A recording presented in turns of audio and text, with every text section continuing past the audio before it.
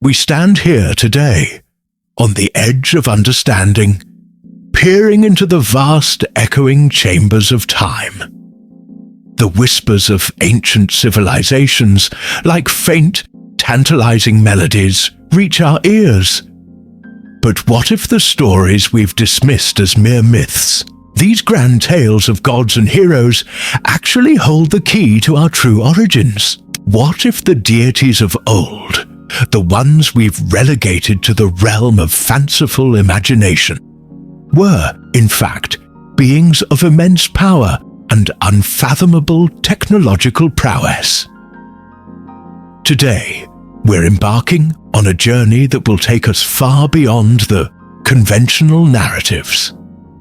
We'll be delving into the enigma of the Anunnaki, exploring their potential influence on humanity, and confronting evidence that challenges the very foundation of our understanding of history itself.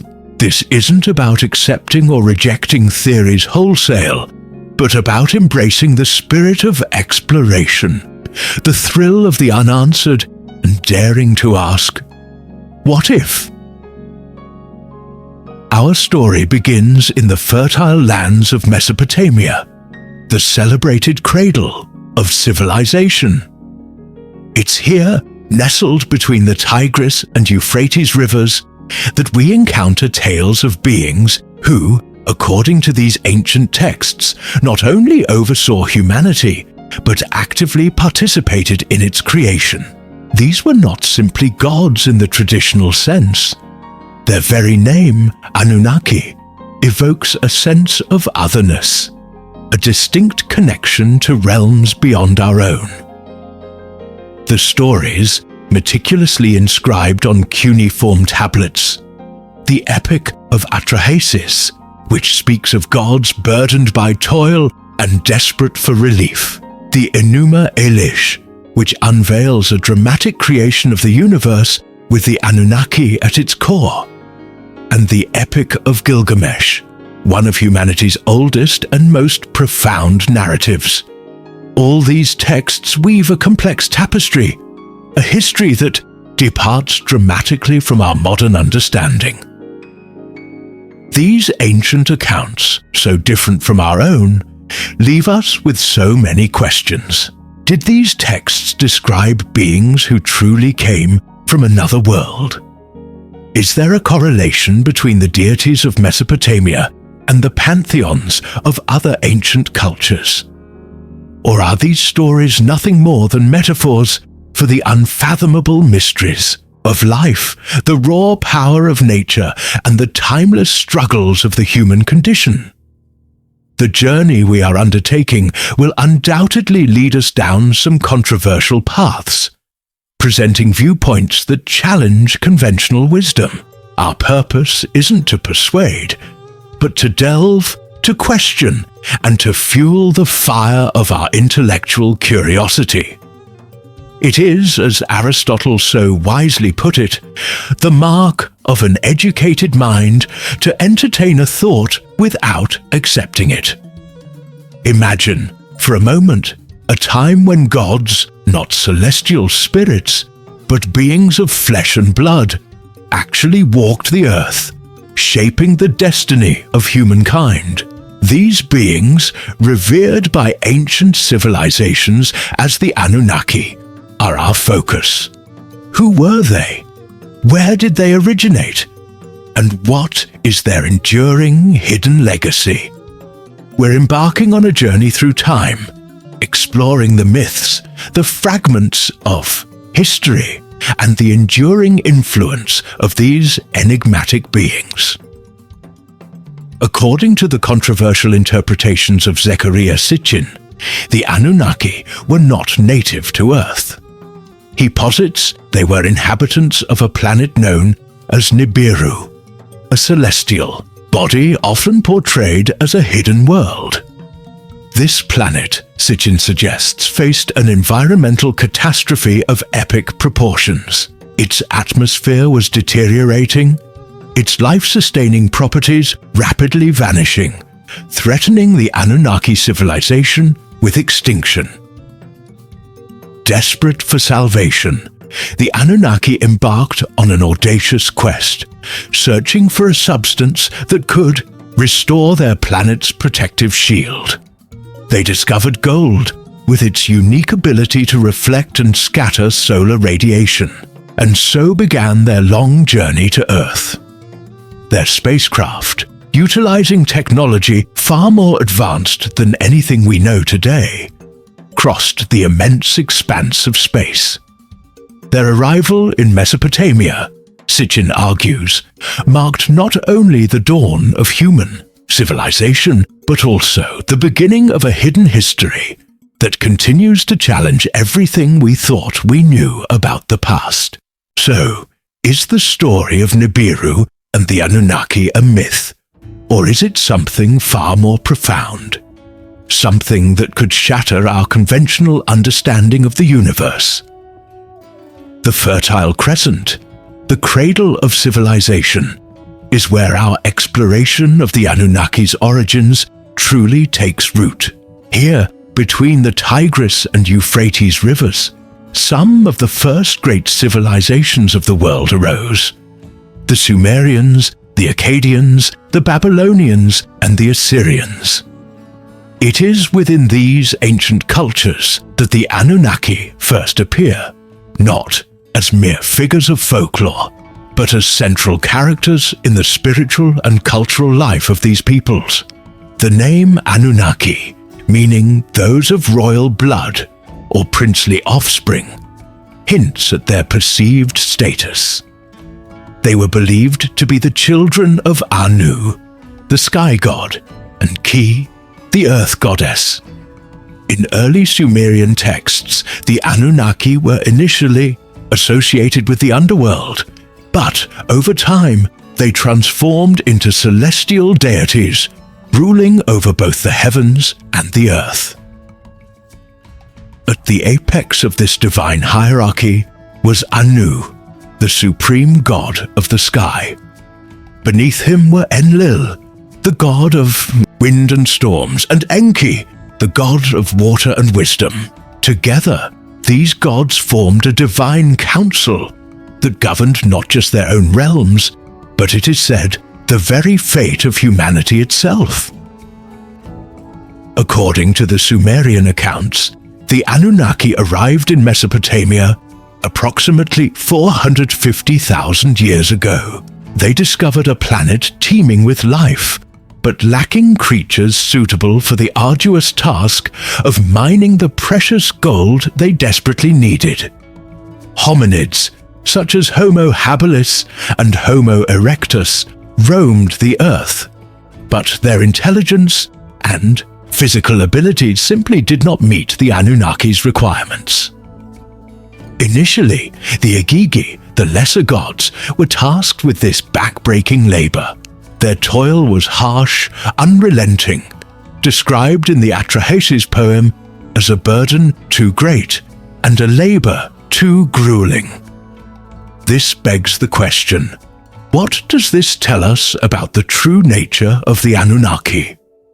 Were they truly gods, or were they simply a group with the ability to control others through technology, or perhaps another means? Driven to desperation, the Igigi rebelled against the Anunnaki, demanding an end to their suffering. It was this revolt, this desperate plea for relief, that, according to the texts, sparked the creation of humankind. But how exactly were humans created? The Atrahasis poem suggests a process of combining clay with the blood of a sacrificed god, imbuing humans with a divine essence.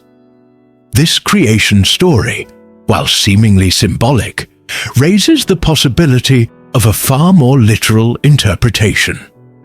Were humans in reality genetically engineered by the Anunnaki?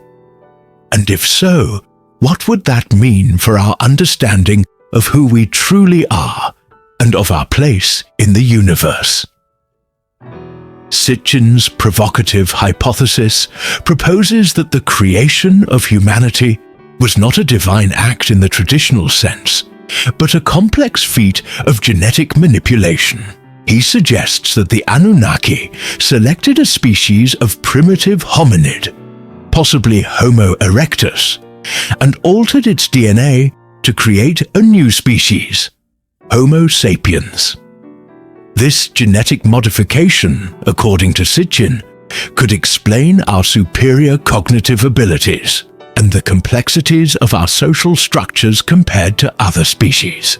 If his theory holds true, it means there was a profound intervention in our evolutionary path, suggesting that we are, in a sense, the offspring of an extraterrestrial civilization.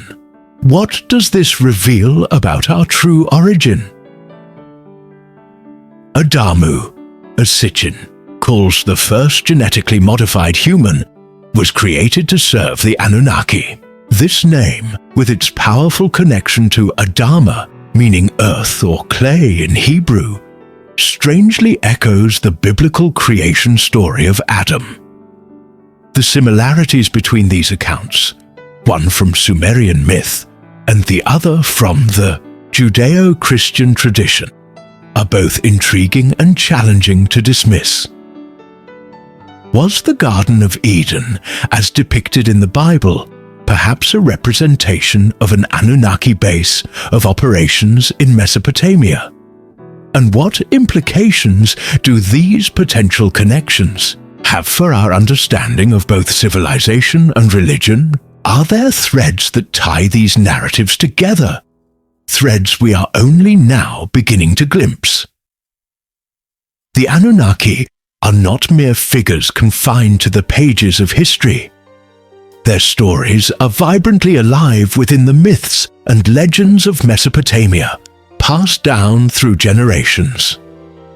These narratives offer invaluable insights into the relationship between the Anunnaki and humanity, and the way in which ancient people perceived their world. One of the most enduring myths is the creation of humanity. The Sumerian texts tell of the gods growing tired of their labor and therefore deciding to create humans to serve them. Enki, the god of wisdom, is said to have fashioned the first humans from clay, breathing life into them. This marks the beginning of the human relationship with the gods, a relationship of servitude, but also of interaction. Another pivotal story is that of the Great Flood. Both the Epic of Gilgamesh and the Atrahasis epic tell of the Anunnaki's decision to send a catastrophic flood to destroy humanity. But ever the protector of humans, Enki warned a righteous man named Utnapishtim, also referred to as Atrahasis, to build a boat and save his family and animals. This story, of course, bears striking similarities to the biblical tale of Noah's Ark, pointing to a shared cultural heritage, perhaps hinting that these narratives are in essence describing the same event from different points of view. And then there's the Sumerian myth of Enki and Ninhursag, describing a paradise-like garden called Dilmun, where the gods resided. This garden, with its themes of abundance and immortality, bears a striking resemblance to the biblical Garden of Eden. In both stories, we find a central theme: humanity's fall from grace. And this, again, links the Anunnaki to the origins of human suffering and the struggle for redemption. How should we interpret these parallels? What do they mean for us? The Anunnaki were not a homogeneous group, but a civilization with a well-defined hierarchy. They were led by a king, Anu, who, according to Sitchin, was the supreme authority, the one with the final say in all political and scientific matters. Beneath Anu were his offspring, most notably Enki and Enlil, who frequently found themselves at odds with one another. Enki, often associated with wisdom and creation, was, as we've seen, the genetic engineer behind the creation of humans. Enlil, on the other hand, was portrayed as a figure of authority, overseeing the implementation of Anunnaki laws. Beyond their roles in human creation and management, the Anunnaki are also credited with sharing their vast knowledge with humanity. They shared understanding of astronomy, mathematics, architecture, and agriculture. This advanced knowledge, coupled with their remarkable lifespans, led humans to worship them as gods. The Anunnaki were, therefore, not just the creators of humans, but the architects of civilization itself. The Sumerian texts describe the Anunnaki as giants, towering over humans with an estimated height ranging from 10 to 16 feet, or 3 to 5 meters. Their immense stature alone would have made them seem imposing, likely contributing to their perception as deities. They are often depicted with elongated skulls, piercing eyes, and sometimes with golden or bronze-toned skin, which further emphasizes their otherworldliness. Their clothing, too, was unlike that of early humans. They are often described as wearing elaborate robes or armor with advanced technological capabilities. Some texts even depict the Anunnaki with wings, suggesting the ability to travel between dimensions or perhaps between planets. Did these descriptions reflect actual beings, or were they merely symbolic representations of power and divinity? Or is there something more at play that we are only beginning to understand? Millennia passed as the Anunnaki worked alongside humans, guiding their development and shaping their civilizations. However, as with all cycles, their time on Earth eventually drew to a close. According to Sitchin, the situation on Nibiru stabilized, diminishing their need for Earth's resources. In addition, internal conflicts and power struggles began to fracture the fabric of Anunnaki society. The rivalry between Enki and Enlil escalated, creating an atmosphere of discord. And so, the Anunnaki began their slow, gradual departure. Their departure was not abrupt, but rather a slow withdrawal, a gradual fading away of the gods. Their technology became sporadic, and their teachings transformed into myths and legends, often losing their original context. Did the Anunnaki completely abandon us, or did they leave us with hidden knowledge waiting to be rediscovered? What might this knowledge be, and how might it change our understanding of everything? We now shift our focus from the grand narratives of myth to the tangible realities of ancient Mesopotamian culture. The Anunnaki, as we've discussed, were not merely figures in stories. Their influence permeated every facet of life for the Sumerians, Babylonians, and other cultures that thrived in this region. We find their presence embedded within the very stones of their temples, codified in their laws, and woven into the tapestry of their beliefs. Temples and ziggurats, colossal structures that still inspire awe today, were erected in honor of the Anunnaki. These weren't just religious centers. They were symbols of the gods' supposed presence on Earth. The ziggurat of Ur, dedicated to the moon god Nana, stands as a testament to the architectural and spiritual legacy of the Anunnaki. Could these structures have been more than just places of worship? Were they perhaps communication hubs, or maybe even power sources, built with a technology we can scarcely imagine? The concept of divine law is also central to Mesopotamian society. The Code of Hammurabi, one of the earliest known legal codes, was not just a set of rules.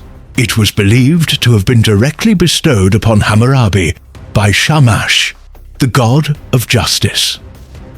This notion of divine law would profoundly influence later monotheistic traditions, including the Ten Commandments given to Moses by Yahweh.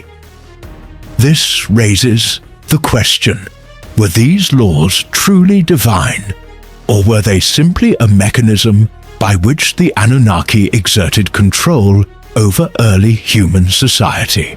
The Anunnaki were not alone in their rule.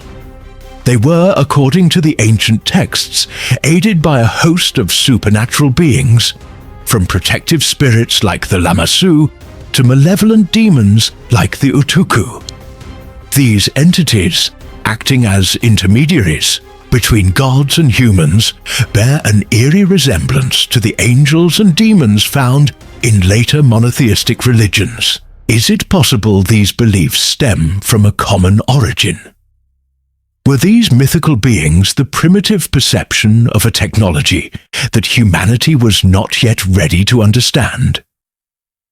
As the Anunnaki began their gradual departure, it's believed they did not completely relinquish control over earthly affairs. According to Sitchin's hypothesis, instead of direct rule, they appointed human kings to serve as their representatives on Earth. Sumerian texts speak of the bestowal of power upon individuals who became the first human monarchs. These rulers were, according to these texts, chosen to reign in the name of the gods, to uphold their laws, and to maintain order among the people. Some accounts even suggest that kings were direct descendants of the Anunnaki, born from unions between gods and humans. This notion of a divinely ordained bloodline resonated throughout many ancient civilizations, with kings often viewed as demigods or semi-divine beings. Could these traditions be reflections of actual interactions between the Anunnaki and early humans? Did the Anunnaki seek to create a dynasty of rulers to maintain their influence over humanity, even in their absence? The Sumerian king list is a fascinating historical document, detailing the succession of Sumerian kings from mythic eras to historical periods. It notes the astonishingly long lifespans of the early kings, often spanning tens of thousands of years before the occurrence of a catastrophic flood. Alulim, the first human king, is said to have reigned for a staggering 28,800 years. These seemingly impossible lifespans raise questions about the nature of these early rulers and the time frame in which they lived.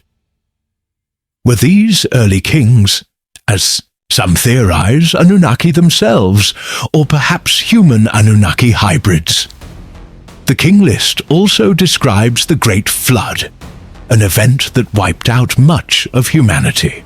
This echoes the story of Noah's Ark, yet it also presents its own complexities within the Sumerian context. According to Sitchin's interpretations, the Anunnaki grew weary of humanity's growing numbers and increasing disobedience. As a solution, they chose to unleash a great flood to cleanse the earth. However, Enki, sympathetic to humanity, intervened to save Ziusudra, a righteous man, and his family. The Great Flood, a tale told across countless cultures, is, according to this hypothesis, a cataclysmic event orchestrated by the Anunnaki, a response to human disobedience, a means of cleansing the planet.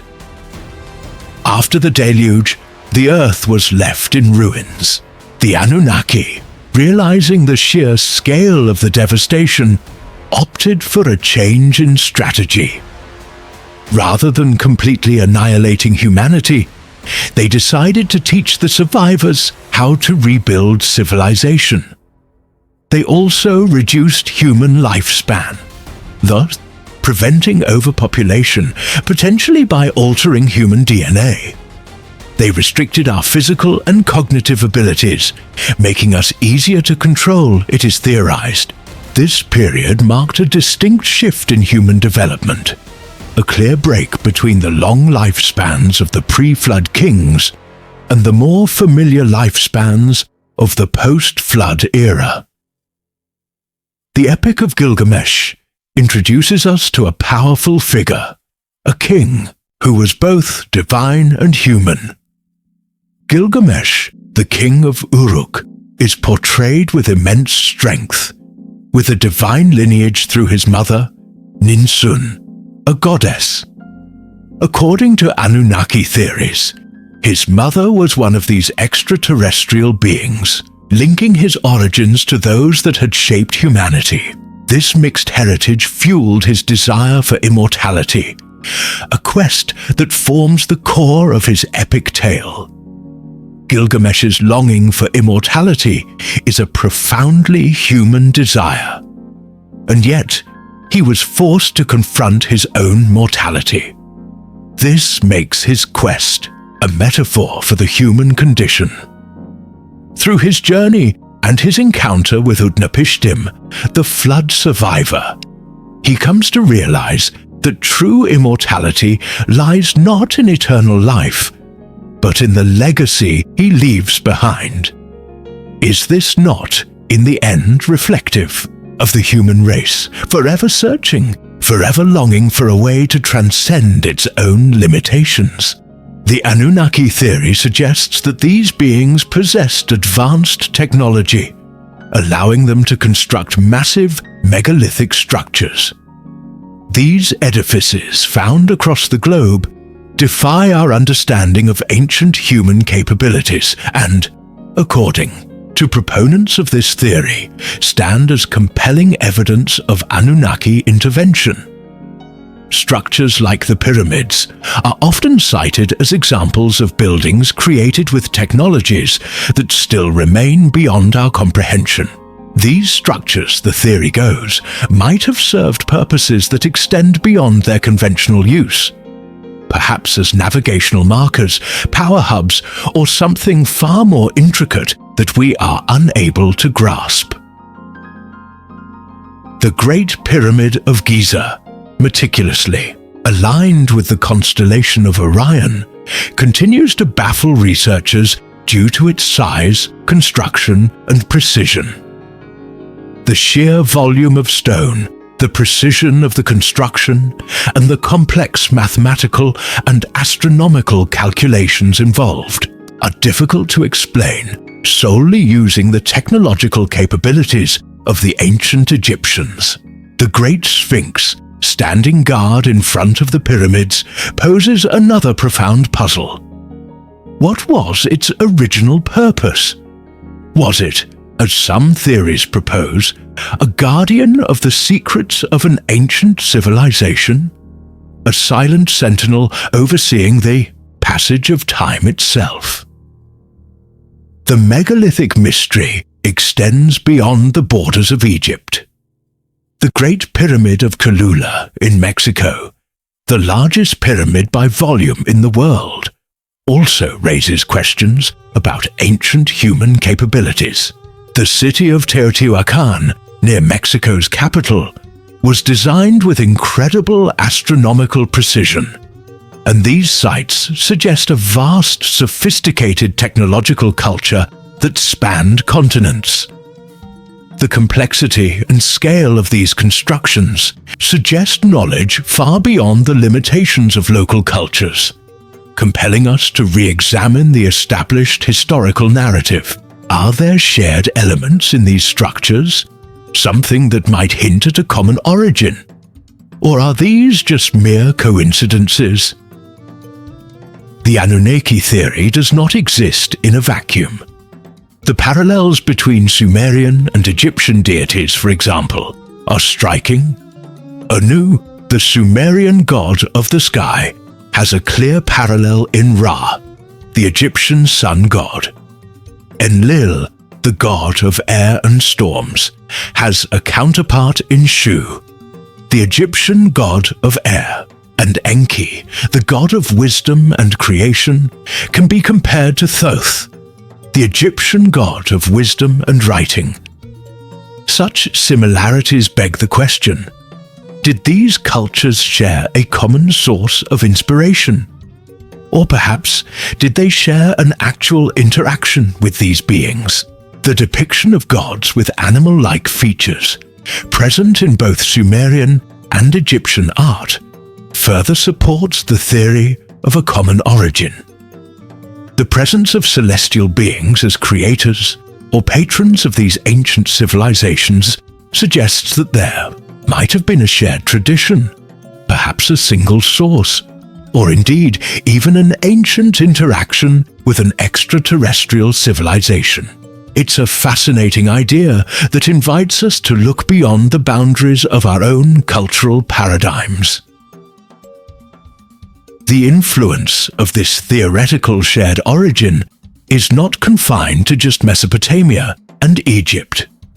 In the ancient cultures of the Americas, we find intriguing parallels in the concepts of creation and the presence of celestial beings. The Mayan god Itzamna and the Aztec deity Ometeotl are both revered as celestial creator gods.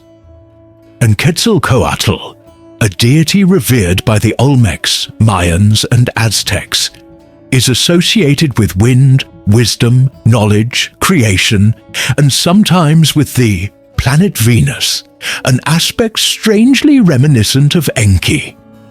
The Olmec site of La Venta, with an early depiction of Quetzalcoatl holding a cube, is a particularly interesting find. This cube is eerily reminiscent of the cubes held by winged figures in Mesopotamian art.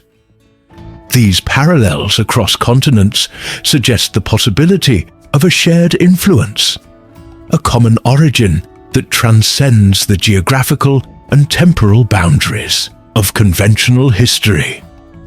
Is it possible that all these ancient civilizations were touched by the same influence, the presence of the Anunnaki? Or does there lie a deeper connection to the ancient past we have yet to uncover? The reach of Mesopotamian myths and traditions extended beyond the confines of ancient empires. During the Babylonian exile, these stories may have found their way into the texts and traditions of monotheistic religions, undergoing transformations in the process. What truths might these adapted tales hold? And what do they reveal about our shared history?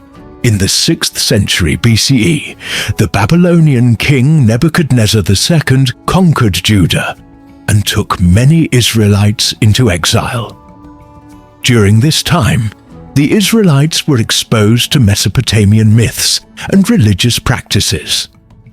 It is very likely that they adapted some of these stories, such as the flood narrative, into their own religious texts.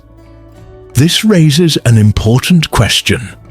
To what extent did the Mesopotamian myths influence the development of biblical accounts? Within the Hebrew Bible, there are references to a divine council, e.g. Psalm 82:1, where God presides over a group of heavenly beings. This concept bears a striking resemblance to the Anunnaki's divine council, reinterpreted within a monotheistic framework. Is this similarity merely a coincidence? Or is there an underlying connection between these two seemingly disparate religious systems? The transition from polytheism to monotheism was not an abrupt change, but a gradual process. Early Israelite religion likely included elements of henotheism, where Yahweh was worshipped as the supreme God, while acknowledging the existence of others. Over time, these other gods were either absorbed into Yahweh's identity or dismissed as false idols. How did this transition shape our beliefs? And what elements of these ancient polytheistic traditions still exist in our world today? The Book of Enoch, a non-canonical text, introduces the concept of the Watchers, celestial beings who took human wives and produced a race of giants called the Nephilim. These fallen angels, as they are often portrayed, shared forbidden knowledge with humans and had offspring of incredible strength and size, but quickly turned violent.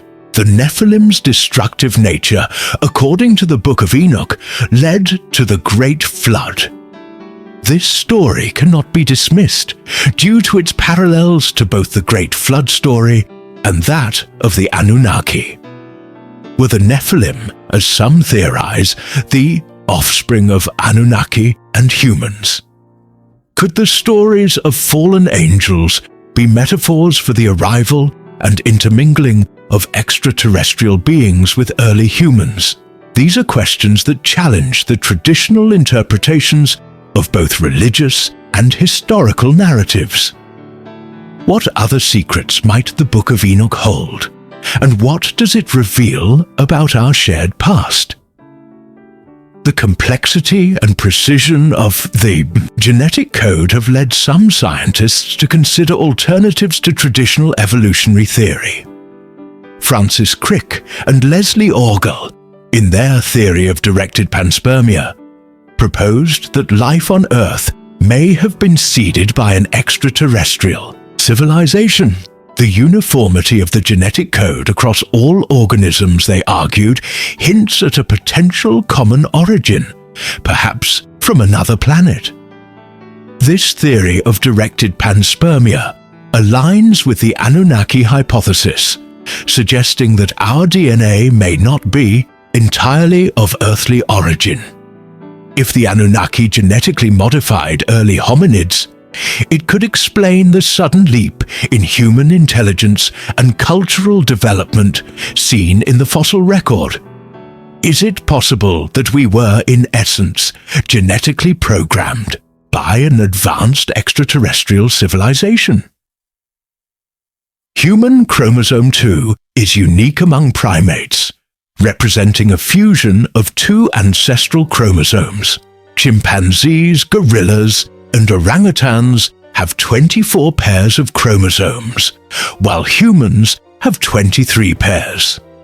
This fusion, a significant event in our evolutionary history, is difficult to explain.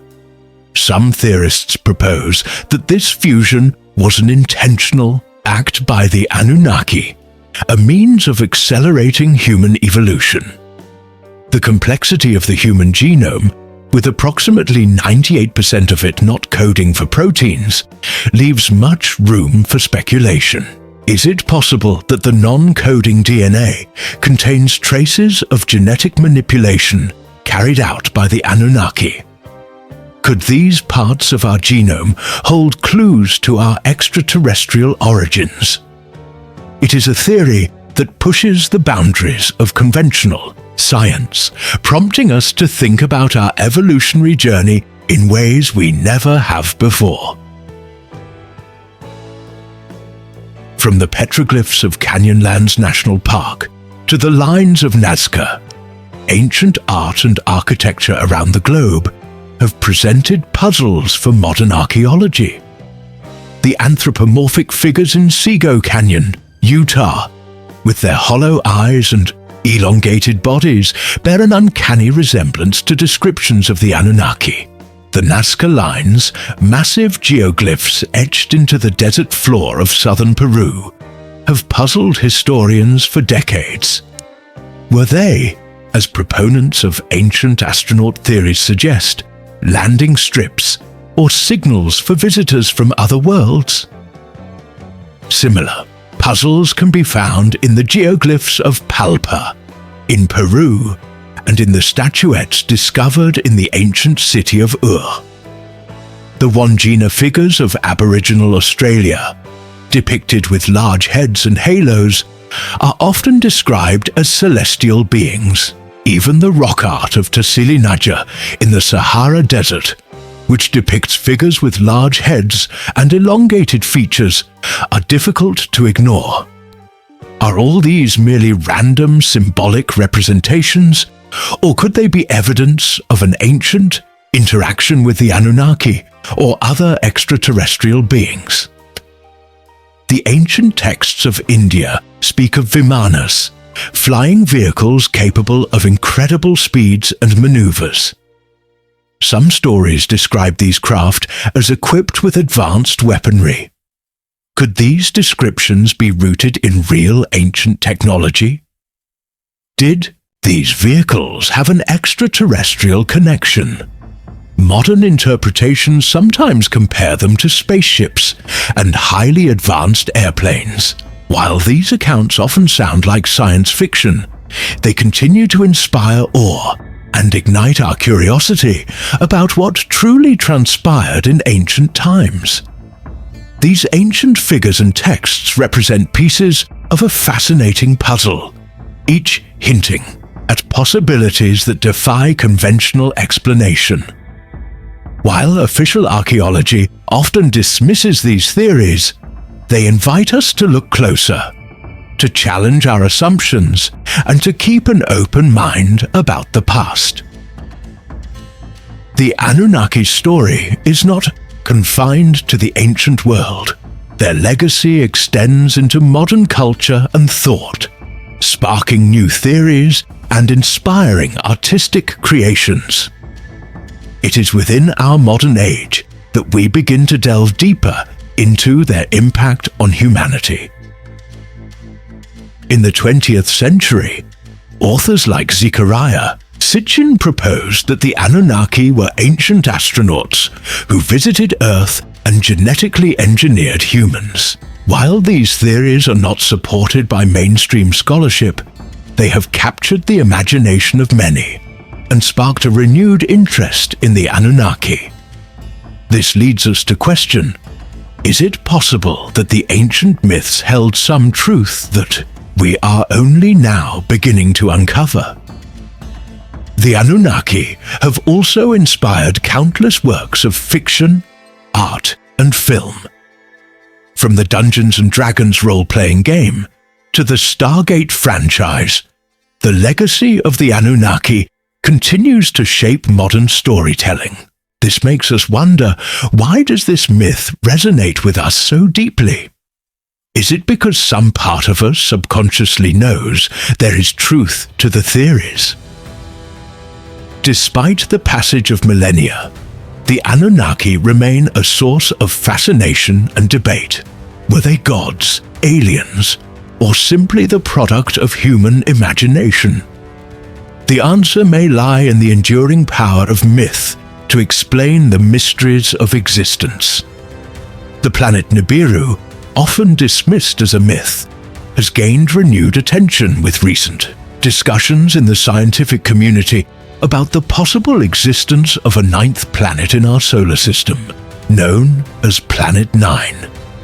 This planet, proposed to explain the strange orbits of certain Kuiper Belt objects, has an orbit that would take between 10,000 and 20,000 years to complete, far beyond Neptune's orbit.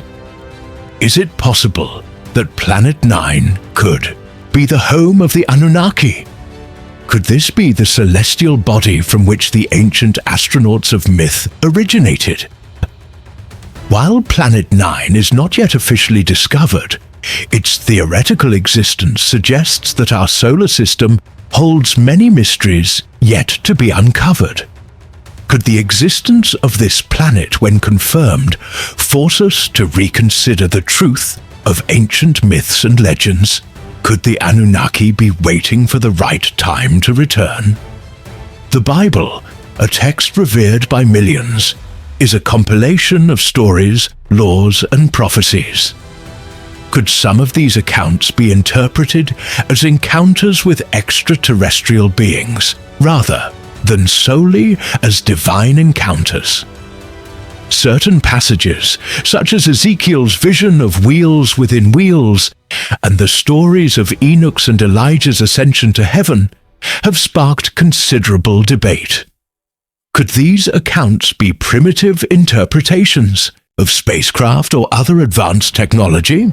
Ezekiel's vision, with its descriptions of living creatures and wheels that move in all directions, is often cited by ancient astronaut theorists as evidence of extraterrestrial contact. The story of Enoch being taken by God in Genesis is also interpreted as a potential encounter with an advanced civilization, one that transported Enoch to another realm. Similarly, the account of Elijah being taken to heaven in a chariot of fire is sometimes viewed as a description of a spacecraft. Are these simply figurative descriptions of divine events? Or could they be rooted in real encounters with beings from beyond Earth? The Star of Bethlehem, which guided the Magi to the birthplace of Jesus, has been the source of much speculation. The description of its movement appearing to guide the Magi has led to the idea that it may have been something more than a simple celestial body, that perhaps it was a controlled object, a guided vehicle.